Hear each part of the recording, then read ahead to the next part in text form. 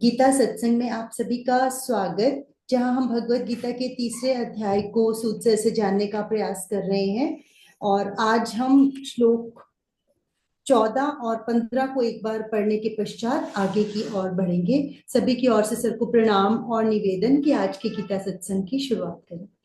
आशु जी, बहुत बहुत धन्यवाद। मेरी ओर से भी आप सबको नमस्कार, प्रणाम, चरण वंदना। और साथ में कहूंगा योग स कुरु कर्माणि। यहाँ से शुरू करते हैं। आज हम श्लोक नंबर 14 और 15 की पहले हिंदी पढ़ेंगे, उसको थोड़ा रिवाइज करके फिर आगे चलेंगे। चलिए। अन्नाद् भवन्ति भूतानि पर्जन्यादन्न संभवः यज्ञाद् भवति पर्जन्यो यज्ञः कर्म समुद्भवः कर्म ब्रह्मोद्भवं विद्धि ब्रह्माक्षर समुद्भवम् तस्मात् सर्वगतं ब्रह्म नित्यं यज्ञे प्रतिष्ठितम्। सारे प्राणी अन्न पर आश्रित हैं जो वर्षा से उत्पन्न होता है। वर्षा यज्ञ संपन्न करने से होती है और यज्ञ नियत कर्मों से उत्पन्न होता है। वेदों में नियमित कर्मों का विधान है और ये वेद साक्षात श्री भगवान से प्रकट हुए हैं। फलतः सर्वव्यापी ब्रह्म यज्ञ कर्मों में सदा स्थित रहता है। देखिए, इसको थोड़ा जान लेते हैं। ऑलरेडी हम पढ़ चुके हैं इसको। कहा, अन्नात् भवन्ति भूतानि। अन्न से भूत प्राणी उत्पन्न होते हैं, यानी संपूर्ण प्राणी अन्न से उत्पन्न होते हैं। ये हम जानते हैं, इसके ऊपर कुछ और डिस्कशन की जरूरत नहीं है। इसके बगैर जीवन रहेगा ही नहीं।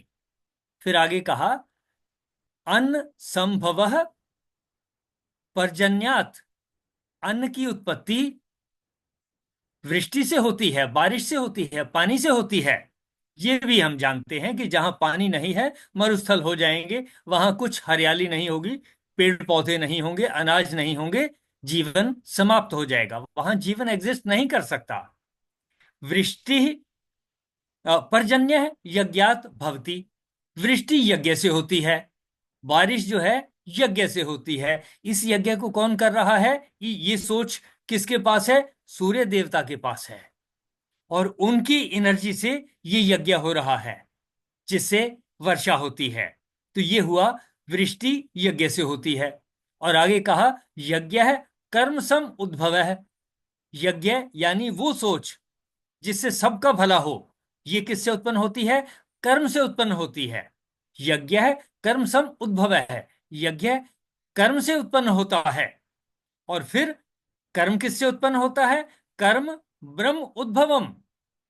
कर्म की उत्पत्ति ब्रह्म से है। ब्रह्म के बारे में हमने जाना केन उपनिषद से, कि वो शक्ति जिससे हम देखते हैं, सुनते हैं, बोलते हैं, चलते हैं, और सब कार्य होते हैं, हमारे शरीर के सभी कार्य ऑटोमेटिकली होते हैं, उस शक्ति का नाम ब्रह्म है। तो कहा, कर्म ब्रह्म उद्भवम। कर्म ब्रह्म से उत्पन्न होता है, यानी जिनमें ब्रह्म की शक्ति है, जीवन की शक्ति है, उन्हीं से कर्म उत्पन्न होगा, बाकियों से नहीं। यहां से ये पता चला। तो ये बात इंपॉर्टेंट है कि कर्म ब्रह्म से उत्पन्न होता है, और ब्रह्म किसी ना किसी जीव में है, चाहे वो मनुष्य हो, पशु पक्षी हो, जीव जंतु हो। ब्रह्म जो है, ब्रह्म की शक्ति उनमें है। ब्रह्म अक्षर अक्षर सम उद्भवम। ब्रह्म अक्षर से, यानी जिसको हम क्षरण ना होने वाला परमात्मा कहते हैं, अविनाशी कहते हैं, उससे ब्रह्म उत्पन्न होता है। तो मेरे अंदर ब्रह्म की शक्ति है, मेरे मित्र के अंदर भी ब्रह्म की शक्ति है, मेरे शत्रु के अंदर भी ब्रह्म की शक्ति है। मुझे जो प्रेज कर रहा है उसमें ब्रह्म की शक्ति है, जो मेरी निंदा कर रहा है उसमें भी ब्रह्म की शक्ति है।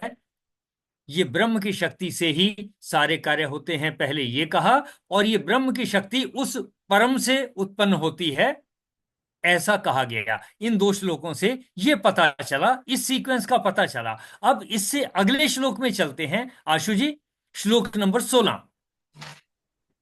जी सर। एवं प्रवर्तितं चक्रम न अनुवर्तयति इह यः अघ आयुः इंद्रिय आरामः मोघम पार्थ सजीवति। हे प्रिय प्रिय अर्जुन, जो मानव जीवन में इस प्रकार वेदों द्वारा स्थापित यज्ञ चक्र का पालन नहीं करता, वह निश्चय ही पापमय जीवन व्यतीत करता है। ऐसा व्यक्ति केवल इंद्रियों की तुष्टि के लिए व्यर्थ ही जीवित रहता है। देखें, इस श्लोक में पिछले श्लोक के साथ जोड़ करके बात कही गई क्या? पार्थ, हे अर्जुन, यह जो, यह यहां पर इस श्लोक में, एवं इस प्रकार से, किस प्रकार से? जो बात पिछले श्लोक में कही गई, अन्न की उत्पत्ति वृष्टि से होती है, बारिश से होती है, बारिश की उत्पत्ति यज्ञ से होती है, वो यज्ञ सूर्य देव कर रहे हैं। यज्ञ की उत्पत्ति कर्मों से उत्पन्न होती है, कर्म ब्रह्म से उत्पन्न होता है, और ब्रह्म उस परम शक्ति से उत्पन्न होता है। इसमें सिर्फ इस बात पे फोकस करें कि कर्म करने के लिए सारा कुछ जरूरी है, और कहा जो पुरुष इस लोक में इस प्रकार प्रचलित सृष्टि चक्र के अनुकूल नहीं बरतता, यानी जो ये नहीं समझ रहा या इस बात को भूल जाता है कि उसकी अपनी शक्ति, जो उसके अंदर ब्रह्म की शक्ति है जिससे कर्म करने हैं, अगर वो उसको नहीं इस्तेमाल करेगा, यानी कर्म नहीं करेगा, इस नियम के अनुसार नहीं चलेगा, तो फिर पाप ही लगेगा, क्योंकि वो अन्न को उत्पन्न होने में मदद नहीं करेगा, ब्रह्म की आगे उत्पत्ति होने में मदद नहीं करेगा। ये लिमिटेशंस आ जाएंगी। तो जो बातें ऊपर कही, क्रम बताया गया कि अन्न बारिश से होता है, बारिश यज्ञ से होती है, ये यज्ञ सूर्य कर रहा है, सूर्य देव कर रहे हैं, और यज्ञ की उत्पत्ति आगे कर्मों से होनी है। कर्म करने के लिए ब्रह्म की शक्ति चाहिए। इस एक बात को ध्यान में रखें, रिपीट करते रहें। कर्म करने के लिए ब्रह्म की शक्ति चाहिए, यानी जीवन शक्ति चाहिए। बगैर जीवन शक्ति के कर्म नहीं हो सकता। इस बात को ध्यान रखना है पूरे चक्र में। हमारे कॉन्टेक्स्ट में, हमारे जीवन में सबसे इंपॉर्टेंट है कि कर्म से ही सब कुछ होना है, और कर्म की उत्पत्ति ब्रह्म से होनी है। यानी हमारे अंदर जब ब्रह्म की शक्ति है तो हमें कर्म करना है, इस बात पे फोकस करना है, इससे हटना नहीं है। तो यहां कहा जो पुरुष इस लोक में इस प्रकार प्रचलित सृष्टि चक्र के अनुसार नहीं बरतता, इसका क्या मतलब? यानी कर्म करने से कतराता है, खाली बैठ जाता है।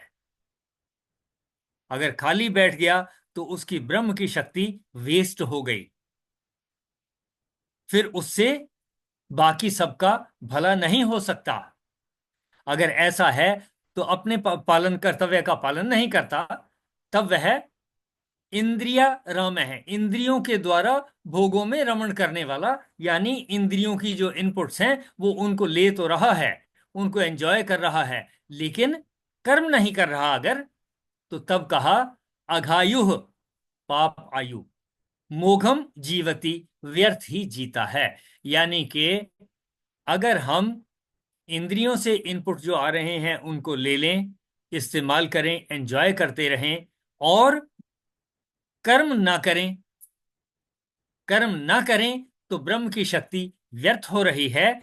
यही कहा यहां, इंद्रिया राम है, इंद्रियों के द्वारा भोगों में रमण करने वाला, मोघम जीवती, व्यर्थ ही जीता है। तो हमारा जीवन व्यर्थ कब हो जाएगा?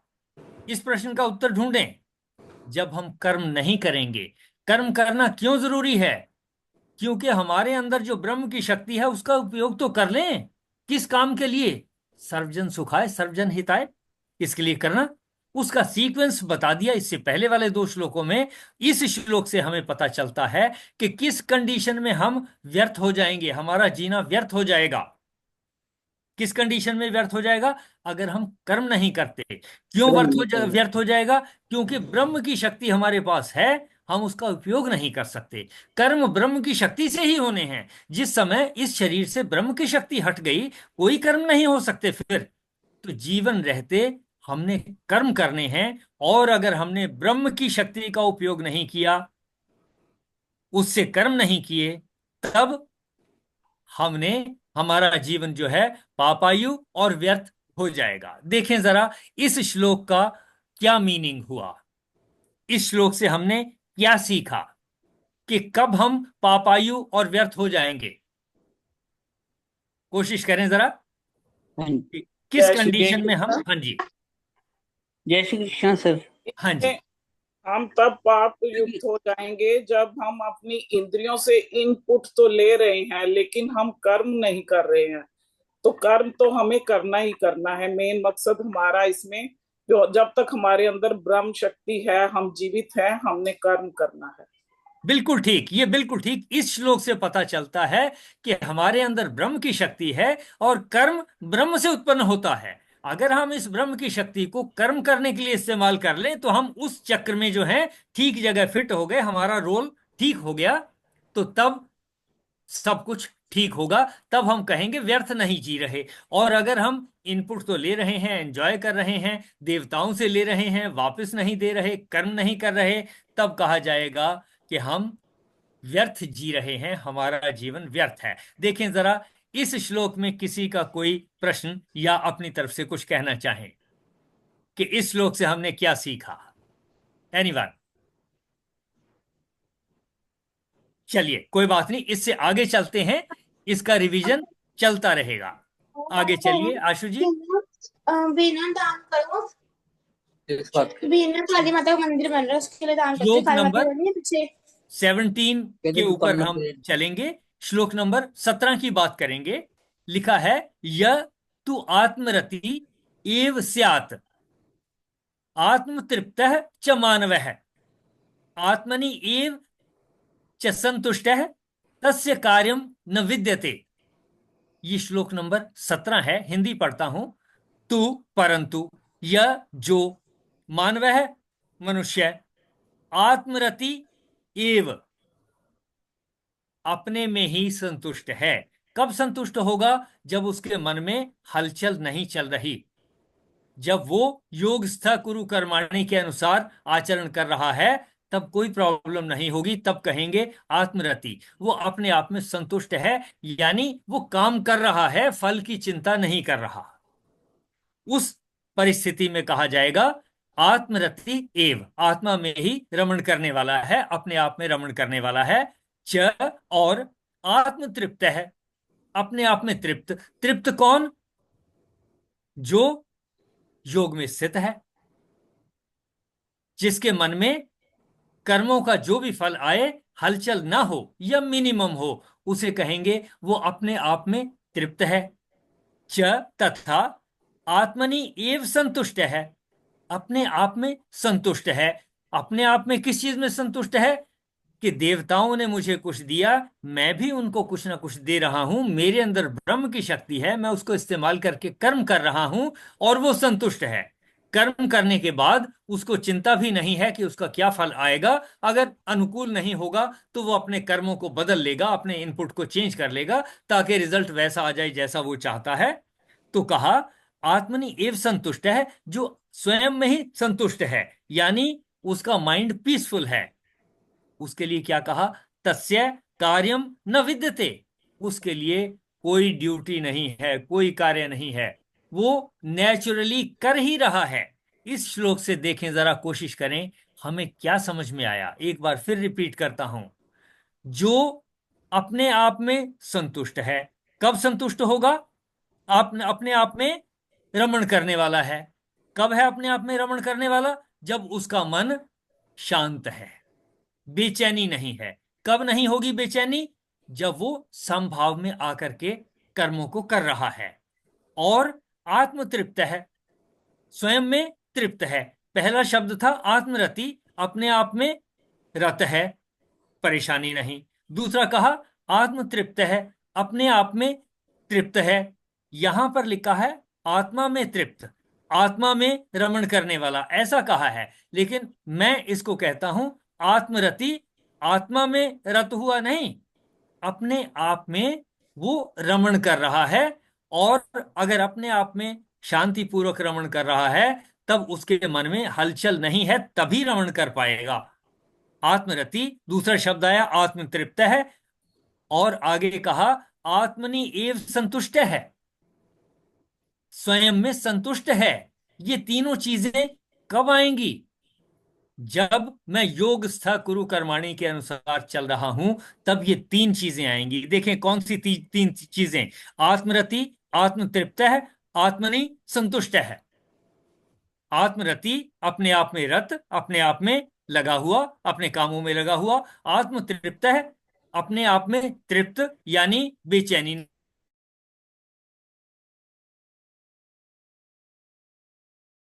ये तीन कैरेक्टरिस्टिक फीचर बताए, ऐसे व्यक्ति के लिए कोई भी कार्य नहीं है। उसको कुछ कार्य करने की जरूरत नहीं है, वो ऑटोमेटिकली कर ही रहा है। देखें जरा श्लोक नंबर 17 से हमने क्या सीखा, कौन सी तीन बातें सीखी। पहली, आत्मरति, जो अपने आप में रत होना, संतुष्ट होना। दूसरा, आत्मतृप्त है, अपने आप में तृप्त। और तीसरी, आत्मनि एव संतुष्ट है, अपने आप में संतुष्ट।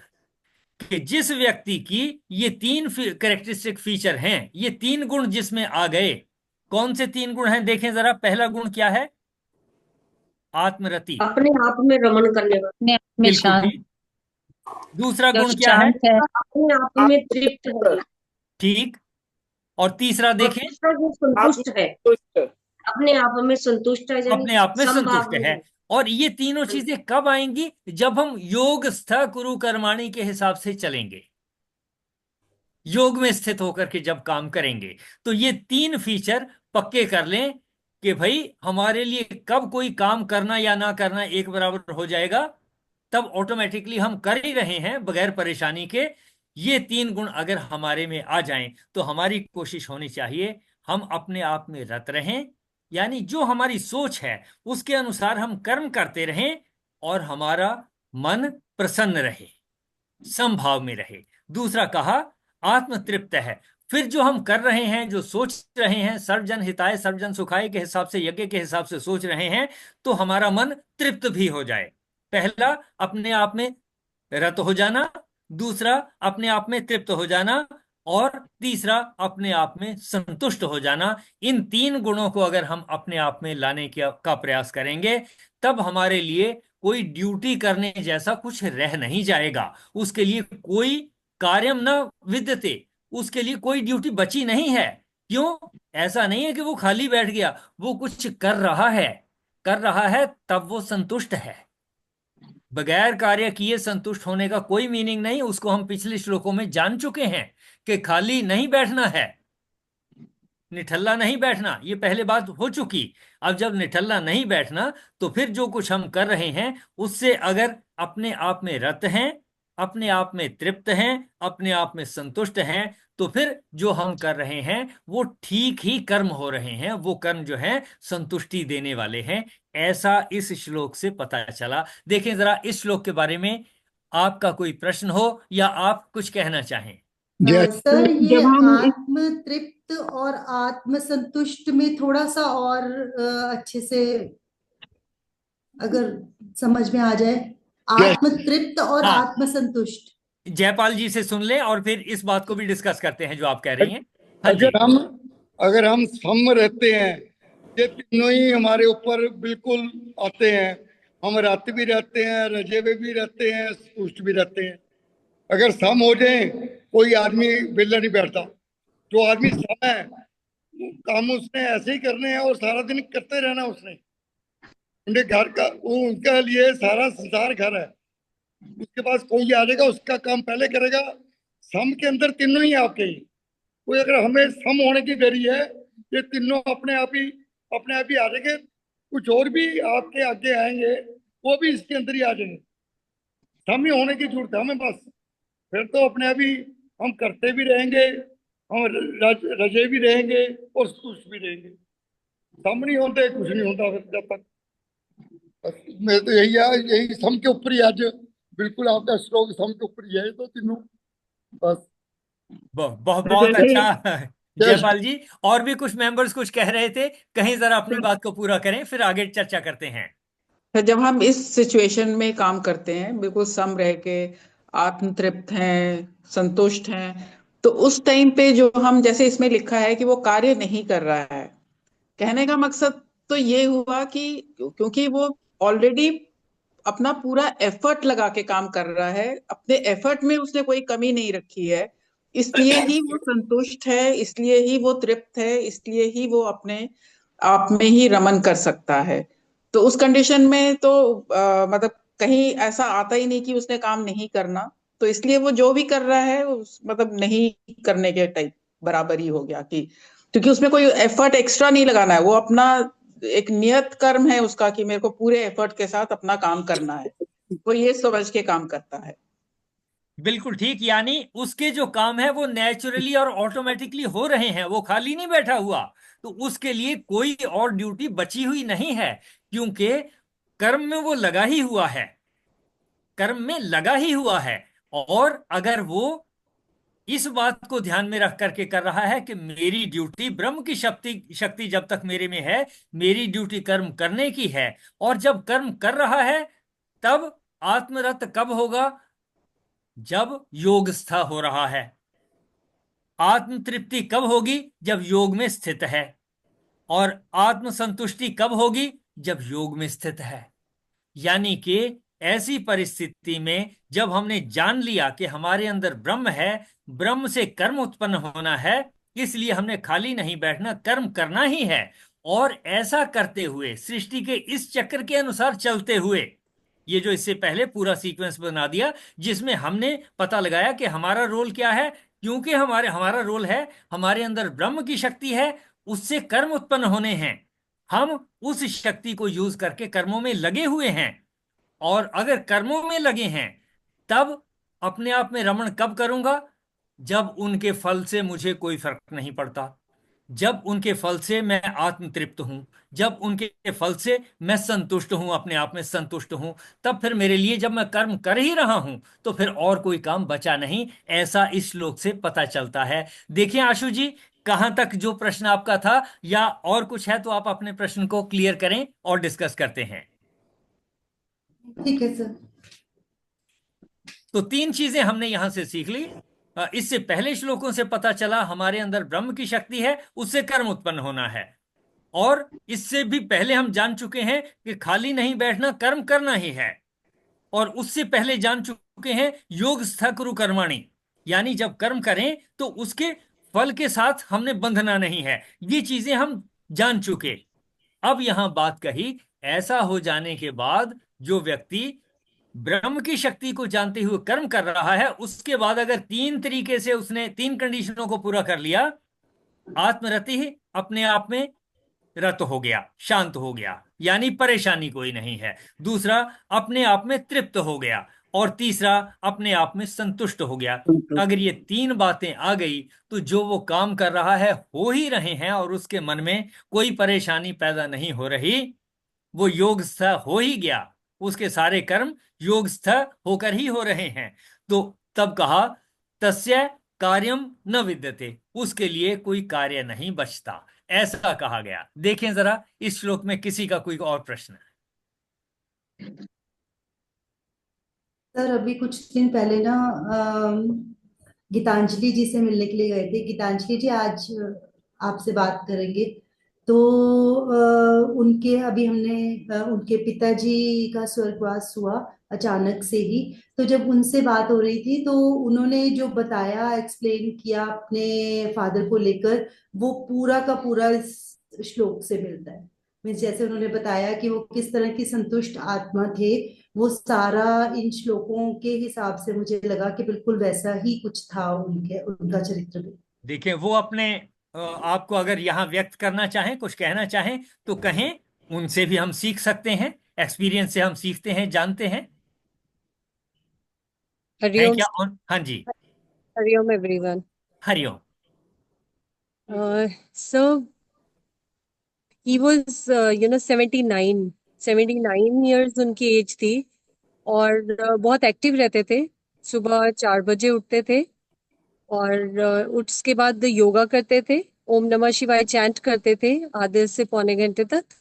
और फिर उसके बाद अपने लिए चाय बनाते थे, पीते थे, मम्मा को भी देते थे। और फिर उसके बाद एक शॉर्ट नैप लेते थे 15 मिनट का। again and then he used to go to have bath. और उसके बाद बिल्कुल जैसे एक पर्सन, अभी वो रिटायर्ड थे, लेकिन उनका रूटीन इतने अच्छे से सेट था कि सुबह उन्होंने उठ जाना, पौधों को पानी देना, ठीक है, राउंड दी हाउस देखना। घर पे पेड़ थे, तो जब ब्रदर ने बोला कि रेनोवेट कराना है, तो उन्होंने क्लियरली मना कर दिया कि किसी पेड़ को तो नहीं काटना है। तो आप अपना रेनोवेशन जो है वो इस तरह से डिजाइन करना कि कोई पेड़ पेड़ नहीं कटना चाहिए। तो मतलब नेचर से बहुत जुड़े हुए थे, सस्टेनेबल लिविंग में बहुत बिलीव करते थे, बहुत सिंपल लाइफ जी है उन्होंने।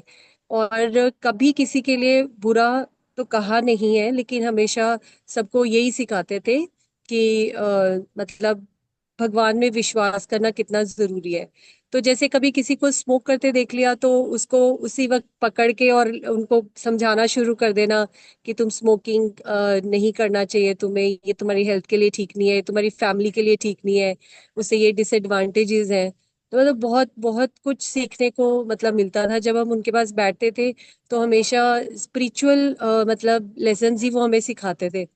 कभी गृहस्थी और उसके बारे में, जैसे कभी गॉसिप वाला टाइम तो उनके साथ हमने नहीं निकाला, but he used to always train us कि स्पिरिचुअली अपने आप को कैसे डेवलप करना है। तो he was that kind of person. और संतुष्टता की बात बताई थी ना आपने कि वो कितने सेटिस्फाइड थे अपनी लाइफ से। बिल्कुल उनके अंदर कोई ऐसी डिमांड नहीं थी कि उन्हें कुछ बड़ी कार चाहिए या बड़ा घर चाहिए। He was satisfied with what he was doing. बस उनका यही मेन एम रहता था, how could he reach out to the people to help them. तो अभी जैसे वो बिजनेस भी कर रहे थे अपनी रिटायरमेंट के बाद जस्ट टू पास टाइम। तो कभी कोई गरीब उनकी दुकान पे आ जाता था, कोई जैसे हॉजरी का स्टफ लेने, सॉक्स वगैरह। तो कई बार तो अपना प्रॉफिट ना देखते हुए उसको जितना उनका प्राइस लगा होता था उससे भी कम प्राइस में वो दे देते थे चीजें। And same same is with my brother, I mean because क्योंकि उनकी छत्र छाया में ही हम सब बड़े हुए हैं। तो ब्रदर का भी नेचर ऐसा ही है। तो मतलब बहुत बहुत सोचते थे दूसरों के लिए वो। कभी किसी को हेल्प एक्सटेंड करने के लिए उन्होंने मना नहीं किया, वेदर इट्स फाइनेंशियल और मॉरल या इमोशनल सपोर्ट किसी को चाहिए, so he always used to give that. तो बहुत और बहुत मतलब डॉटर फील करती हूँ मैं तो। और गीतांजलि जी ने ये भी बताया था हमें कि जब हम उन्हें बोलते थे कि अब तो आप फ्री हो, अब आप कभी तीर्थ यात्रा पे या कहीं जाया करो, तो वो जी हमेशा यही हाँ कहा करते थे कि मैं जब सुबह थोड़ी देर के लिए अपने मंदिर में बैठता हूँ तो तभी मुझे बद्रीनाथ जी के, केदार सब हाँ, दर्शन चारों मुझे वहां धाम। पे बैठे बैठे वो ही हो बोलते थे जाते चारों हैं। धाम मेरे अंदर ही है, तो मुझे भोलेनाथ खुद ही दर्शन दे देते हैं, तो मुझे जाने की जरूरत ही नहीं है कहीं। So he was that kind of person. बहुत अच्छा लगा गीतांजलि जी, आपने जो सारी बातें कही। देखिए, जिन लोगों ने अपने जीवन में उनको आत्मसात कर लिया, उनका जीवन कितना सिंपल रहता है और उनसे हमें कितनी प्रेरणा मिलती है, ये सारी चीजें पता चली आपसे। एक लाइव एग्जाम्पल को जानते हुए, सुनते हुए, समझते हुए हमें पता चला जो हम पढ़ रहे हैं कि इसको बहुत से लोग ऐसे हैं जिन्होंने ऑलरेडी अपने जीवन में आत्मसात किया है। चाहे किसी ने उन्होंने ये श्लोक पढ़े हो या ना पढ़े हो, लेकिन जो वो कर रहे हैं वो इन श्लोकों के अनुसार बैठता है। तो हमें पता चलता है कि यदि हमने नहीं सीखा, अगर हम वैसा कर लें तो बड़ी अच्छी बात, नहीं सीखा तो हम यहां से भगवत गीता से सीख लें, किसी और से सीख लें। आपने जो कहा, सुनाया, बताया, इन चीजों से हम सीखें, डेफिनेटली हमारे जीवन में तरक्की होगी, शांति आएगी। और ये तीनों गुण जो हैं, आत्मरति है जो आपने कहा, उनके जीवन में ये चरितार्थ हुआ। दूसरा, आत्म तृप्त है, ये चरितार्थ हुआ। आत्मनि एव संतुष्ट है, ये भी चरितार्थ हुआ। यानी ये तीनों गुण उनके जीवन में जीते जी उन्होंने इसको जिया। और जो आपने बताया, दूसरों की हेल्प करते थे, अपना प्रॉफिट का ध्यान किए बगैर, कम हो, ज्यादा हो या ना हो, उससे कम में भी दे देते थे, ऐसा आपने बताया। तो इस तरीके से हो सकता है, और ऐसा करने से ही मन की शांति आती है। तब कहा, तस्य, उसके लिए, कार्यम न विद्यते, फिर उसके लिए कुछ और कर्तव्य नहीं रह गया, वो तो कर्तव्य कर ही रहे हैं, सर्वजन सुखाय और सर्वजन हिताय के अनुसार कर ही रहे हैं। बहुत बहुत अच्छा लगा आपने जो ये एक्सपीरियंस शेयर किए। Very nice, thank you very much. Thank you sir, thank you. और सर उनका जीवन तो, ऐसे लोगों का जीवन तो स्वतः ही यज्ञ बन जाता है, क्योंकि इतने सारे लोग जो उनसे जुड़े हैं, या जैसे हमारे से भी शेयर किया, तो फिर वही जैसे आपने कहा, हमें भी प्रेरणा मिलती है कि हम भी कुछ ऐसे रास्ते पर चलें, चल के खुद दिखाएं, जिससे कि कुछ ऐसा कर सकें जो कि बाकी आने वाले जनरेशन या कुछ लोग हमें याद कर पाए। बहुत अच्छा, बहुत अच्छा। हाँ जी, और देखें किसी के कोई सुझाव या कुछ कहना चाहें या कोई प्रश्न हो। अब आशु जी आप देखें, इससे अगले श्लोक पे डिस्कशन करनी है या आज की चर्चा यहीं तक सीमित रखनी है? सर पढ़ लेते हैं, बाकी ऑल ज्यादा राइट, एलाबोरेट कर देंगे, है ना। ठीक है, चलिए।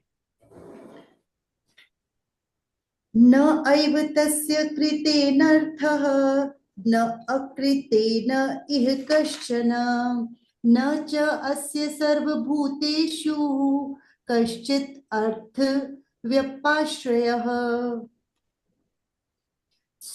स्वरूप सिद्ध व्यक्ति के लिए न तो अपने नियत कर्मों को करने की आवश्यकता रह जाती है, न ऐसा कर्म न करने का कोई कारण ही रहता है। उसे किसी अन्य जीव पर निर्भर रहने की आवश्यकता भी नहीं रह जाती।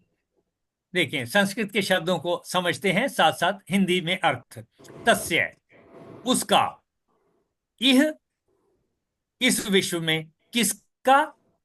जो आत्मरत है, आत्म तृप्त है, आत्म संतुष्ट है।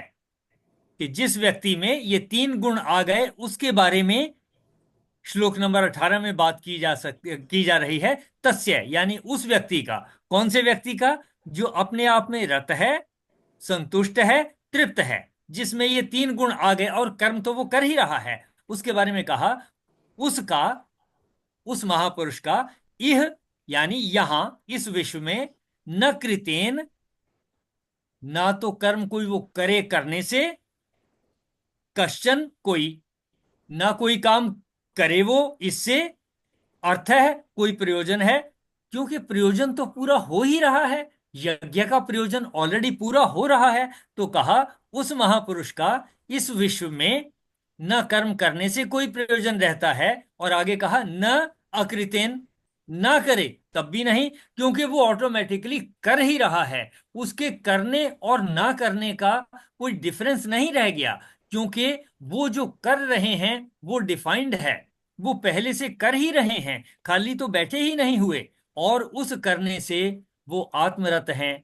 तृप्त हैं, संतुष्ट हैं। तब कहा कि ऐसे व्यक्ति कोई कुछ करें या ना करें, इससे कोई फर्क नहीं पड़ता, कोई भी प्रयोजन नहीं रहता। च तथा सर्वभूतेषु, संपूर्ण प्राणियों में, अस्य इसका, कश्चित किंचित मात्र भी, अर्थ व्यपाश्रयः, स्वार्थ का भाव नहीं। यहां से ये पता चला कि जो व्यक्ति इस तरीके के हैं, वो कुछ करें या ना करें, वो जो ऑटोमेटिकली कर रहे हैं उसी में सब कुछ है, सफिशिएंट है, फिर कोई और पर्पस उनका रह नहीं जाता, क्योंकि वो जो कुछ कर रहे हैं उसका ऑलरेडी पर्पस यज्ञ को पूर्ण करने में लगा हुआ है। यज्ञ के अर्थ, उसके कार्य, उसके कर्म ऑलरेडी हैं। देखें जरा, ये पिछले श्लोक को पूरा करता है ये श्लोक। कोशिश करें कि इस श्लोक से हमें क्या पता चला पिछले की कंटिन्यूटी में। पिछले में तीन बातें कौन सी थी?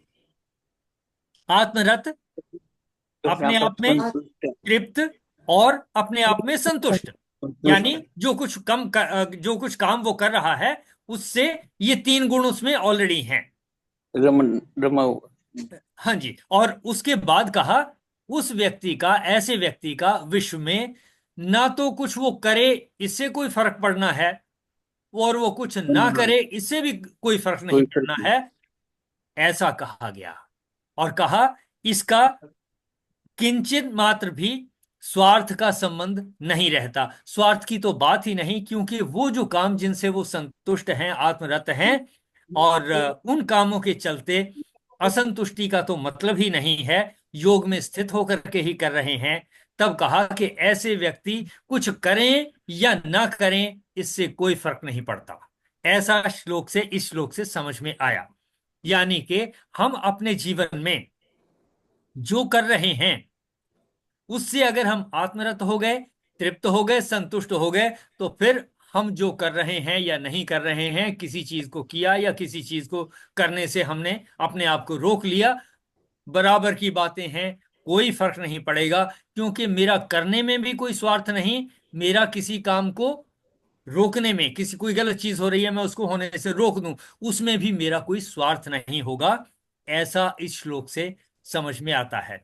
यानी वो तीन गुण जिसको प्राप्त हो गए उस व्यक्ति के बारे में इस श्लोक में कहा कि उस वो कुछ करे तब भी कोई फर्क नहीं, वो कुछ ना करे तब भी कोई फर्क नहीं पड़ता, क्योंकि उसका इसमें स्वार्थ नहीं है। देखें जरा 18 नंबर श्लोक से हमें कौन सी तीन बातों का पता चला। जय श्री कृष्ण। जय श्री कृष्ण। इसमें हमें ये पता लगा है कि जो आत्मरत हो गया है और जिस अपने आप में तृप्त है और जो अपने आप में संतुष्ट है, वो कुछ करे या फिर ना करे, इससे कोई फर्क नहीं पड़ता, क्योंकि उसका किसी भी कार्य में स्वार्थ नहीं है कि मैं ये करूंगा तो ऐसा होगा, मैं नहीं करूंगा तो ऐसा होगा। तो जो अपने आप में संतुष्ट है वो कुछ करे या ना करे तो इससे कोई मतलब नहीं रहता, ऑटोमेटिकली वो जो कर रहे हैं। रंजना जी, आपने बहुत ठीक से श्लोक का अर्थ समझा दिया। मैं समझता हूं कि इस चीज को अगर हम अपने जीवन में उतारेंगे, समझेंगे और हम अपना जीवन ऐसा ही बना लेंगे कि आत्मरत हो जाएं, तृप्त हो जाएं, संतुष्ट हो जाएं, काम करते हुए, खाली बैठते हुए नहीं, फिर जो कोई काम हम कर रहे हैं या नहीं कर रहे हैं इसमें हमारा स्वार्थ का कोई भाव नहीं होगा और ये यज्ञ के ही निमित्त होगा, ऐसा इस श्लोक से पता चलता है। देखें किसी का कोई प्रश्न। जय श्री कृष्ण जी। जय श्री कृष्ण। पर ये तो ये हो गया जी, उसको कोई लाभ हानि का नहीं है, मुझे लाभ होएगा या नहीं होएगा, जैसा कर रही हूँ ना करूँ, किसी को रोकना नहीं, कोई लाभ हानि का उससे कोई डर नहीं। वो तो एक मतलब कोई उसको ये नहीं है कि मुझे कोई, हम करते हैं लाभ के लिए करते हैं, उसके लाभ का तो लालच है ही नहीं, लाभ का कोई लालच नहीं है। वो जैसे मतलब कर्म किसी को रोकेगा क्यों, उसको लाभ होएगा जब भी रोकेगा। वो किसी को करने के लिए भी जब भी कहेगा कुछ लाभ, उसको उसमें से लाभ मिले, उसको लाभ का तो लालच है नहीं, वो किसी को ना रोकेगा ना कहेगा, वो तो एक बिल्कुल अपना मस्ती में, अपना परमात्मा की मस्ती में ही है। जय श्री कृष्ण जी। जय श्री कृष्ण जी। बहुत अच्छे से जयपाल जी आपने एक्सप्लेन किया, हमने बहुत अच्छे से इन श्लोकों को समझा है। सर मतलब जैसे कि अभी हम बात कर रहे थे तो इसमें ये हुआ कि जैसे तीर्थ पे जाना या हवन यज्ञ करना या मंदिर जाना ये सब इम्पोर्टेंट हैं, लेकिन ऐसे व्यक्ति, जैसे ये नहीं था कि उनके मन में कुछ डिसरिस्पेक्ट था तीर्थों के लिए, लेकिन वो घर से ही बैठे बैठे अपने मन में ही उनका स्मरण करके उन्हें प्रणाम कर देते थे, तो उनका वहां जाना या ना जाना वो एक एक समान हो गया, यानी कि बिल्कुल ठीक। यानी इन श्लोकों के अनुसार उनके जीवन में सारी चीज पूरी तरह से चरितार्थ हो रही थी, तो ऐसे व्यक्ति ऑटोमेटिकली, जैसा यहाँ विस्तार भी बताया कि आत्मरत, आत्मसंतुष्ट और आत्मतृप्त, ये तीन गुण उनमें रहे, फिर वो कहीं जाएं या ना जाएं, कुछ कर्म करें या ना करें, एक ही बराबर है, उनका कोई स्वार्थ उसमें छुपा हुआ नहीं रहता और मन की शांति बनी रहती है, ऐसा हमें पता चलता है। देखें जरा।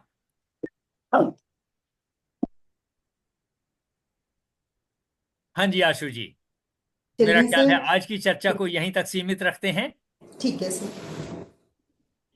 ओम पूर्णमदः पूर्णमिदं पूर्णात् पूर्णमुदच्यते पूर्णस्य पूर्णमादाय पूर्णमेवावशिष्यते। ओम शांति शांति शांति। आज की चर्चा बहुत सार्थक रही और बहुत एक्टिवली सभी मेंबर्स ने पार्टिसिपेट किया, हमने श्लोकों के अर्थ को समझा और कुछ एग्जाम्पल भी हमने जाने किस तरीके से विभिन्न महापुरुषों ने, बड़े लोगों ने, बुजुर्गों ने इन चीजों को अपने जीवन में आत्मसात किया। हम भी इनको समझते हुए, मेरा मानना है कि कुछ ना कुछ हम हर रोज अपने जीवन में ऐड करते हैं, सीखते हैं, ये हमारे लिए डेफिनेटली फलदायक होगा और आने वाले टाइम में हम समत्वम योग उच्यते इस तक पहुंच जाएंगे। आज की पूरी चर्चा के लिए मैं और पूरे सहयोग के लिए मैं आपका आभारी हूं। मेरी ओर से आप सबको नमस्कार, चरण वंदना और प्रणाम। धन्यवाद। सभी की ओर से सबको भी प्रणाम और चरण वंदना। कल मिलते हैं अगले श्लोकों के साथ। Thank you everyone.